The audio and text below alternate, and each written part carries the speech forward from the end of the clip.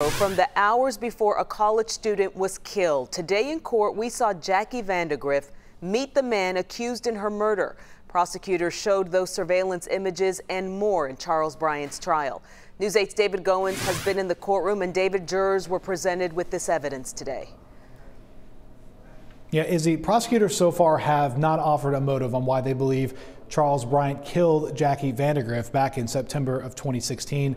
Instead, they're letting detailed cell phone and video evidence walk a path for jurors that Jackie had to experience. After telling jurors Monday that Jacqueline Vandagriff's path tragically crossed with Charles Bryant, prosecutors on Tuesday showed them. Jurors started by watching Vandagriff and Bryant together at the Public House bar in Denton.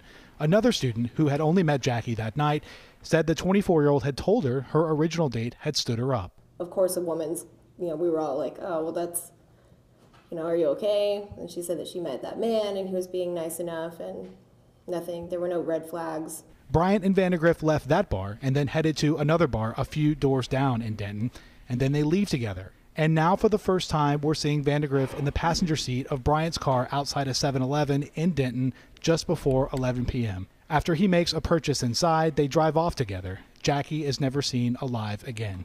The surveillance trail picks up again nearly 5 hours later at this Walmart near Bryant's home in Hazlitt. The 31-year-old casually pushes a cart through the store before picking up a shovel from the garden center, paying for it, and walking out around 4:45 in the morning.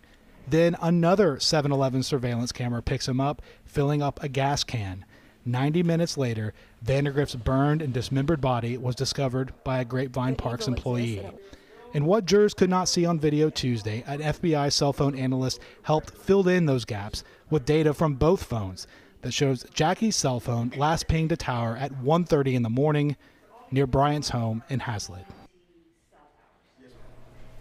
Now, so far, we have not heard from the UNT student who filed a restraining order against Bryant a week before Vandagriff's murder, something we reported on after that initial arrest. A judge is actually listening to a motion right now whether or not to allow that particular student to testify before jurors.